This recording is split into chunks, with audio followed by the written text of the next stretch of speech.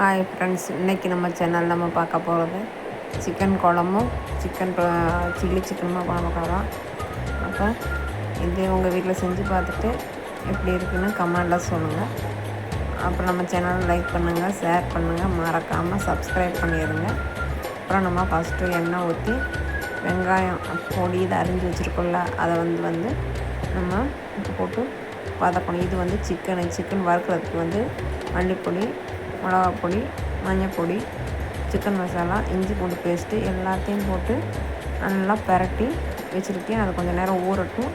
அது வரைக்கும் இந்த வெங்காயத்தை பார்க்கலாம். இந்த வெங்காயம் வதங்கின பிறகு மற்ற வேலை பண்ணலாம். அது வரைக்கும் அந்த சிக்கனில் இஞ்சி பூஸ்ட்டை பற்றி நம்ம அரைச்சி வச்சுருக்கேன்.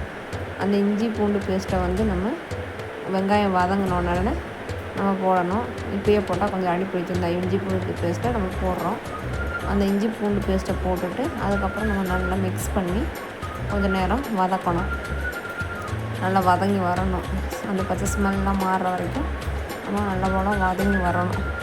அந்த வதங்கி வந்த பிறகு அடுத்து ஒரு 4 தக்காளி எடுத்துக்கலாம். அந்த 4 தக்காளி, ஒரு பச்சை மிளகு, அதை நம்ம அரைச்சி வச்சுக்கலாம். அந்த தக்காளியும் போட்டுக்கலாம். அந்த தக்காளியை போட்டுட்டு அதையும் நல்லா மிக்ஸ் பண்ணி வதக்கலாம். நல்லா வதக்கணும். அந்த தக்காளியை நல்லா ஒரு மையாக வர வரைக்கும் வதக்கின பிறகு கொஞ்சம் பாருங்கள், உங்களுக்கு தெரியும்ல, அந்த மிக்ஸ் பண்ணி வந்தாலும் நல்லா வதக்கிட்டு அடுத்து ஒரு பாட்டு பாடலாம். நான் பாட்டு அடுத்து நம்ம வதங்கிடுச்சு. அடுத்து நம்ம சிக்கனை கழுவி வச்சுருக்கோம்ல தனியாக, சிக்கன் எடுத்து 2-3 தடவை கழுவி வச்சுருக்கேன். அதை நம்ம இதுக்குள்ளே போட்டு அதையும் நம்ம நல்லா மிக்ஸ் பண்ணணும். நல்லா தண்ணி ஊற்றாமல் நல்லா மிக்ஸ் பண்ணிக்கலாம்.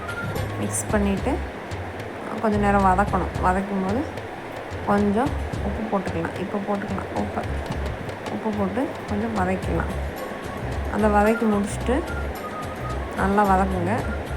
தண்ணியே ஊற்றிடாமல் நல்லா வதக்குங்க. பார்த்திங்கன்னா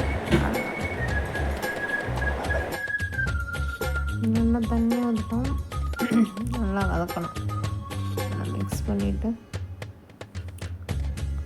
இந்த தண்ணி, அந்த சிக்கனில் இருக்க தண்ணி ஃபுல்லாக வற்றுற அளவுக்கு இருக்கணும். அப்போ பக்கத்தில் ஒரு சட்டியை வச்சு அந்த சட்டியில் எண்ணெய் ஊற்றணும்.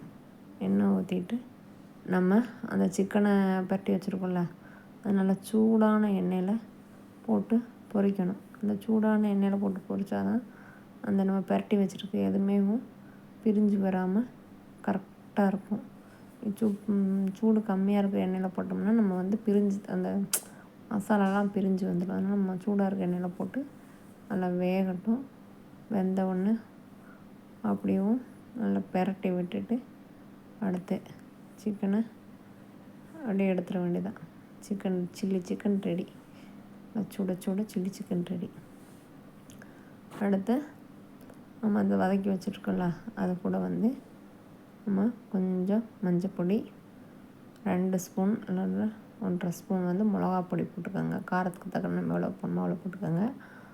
அதுக்கப்புறம் 1.5 ஸ்பூனு மல்லிப்பொடி போட்டுக்கோங்க. அப்புறம் சிக்கன் மசாலா இருக்குது. அது நான் தமிழ்நாட்டிலேருந்து வாங்கிட்டு வந்தேன். அந்த பாக்கெட் வெறும் 10 ரூபா தான். அது ரொம்ப சிம்பிள். வேறு எந்த மசாலாயும் சேர்க்க வேண்டியதில்லை. கொஞ்சம் வேணால் தேவை அந்த ஒரு பாக்கெட் மசாலா மட்டும் போட்டால் போதும். போட்டுட்டு நல்லா அதை நம்ம கிளறி கொடுக்கலாம். நல்லா கிளறி கொடுத்து அந்த தண்ணியெல்லாம் அதிலேயே மிக்ஸ் பண்ணால், இதுவரை தண்ணியே ஊற்றாமல் தான் வதக்கிட்டுருக்கேன். அதே மாதிரி நீங்களும் தண்ணியே ஊற்றாமல் வதக்குனிங்கன்னா அப்படியே நல்லா கிரேவி மாதிரி நல்லா சூப்பராக இருக்கும். அதனால தனியாக அதை கொஞ்சம் நேரம் அப்படி கிண்டிட்டு அப்படியே அடைச்சி வைங்க. ஒரு 10 செகண்டு. சிக்கன் வதக்கிற 10 செகண்ட் வெந்துருச்சா? வெந்த உடனேவும் நம்ம சிக்கன் எடுத்து அப்படியே பவுலில் மாற்றிட்டோம். பார்த்திங்களா, இவ்வளோ பார்க்கவே இவ்வளோ அருமையாக இருக்குது. இந்த மாதிரி பார்த்தாலே வாயில் எச்சி ஊறுமா? அதுதான் சிக்கன் கிரேவி. நல்லா சூப்பரான சிக்கன் கிரேவி ரெடி.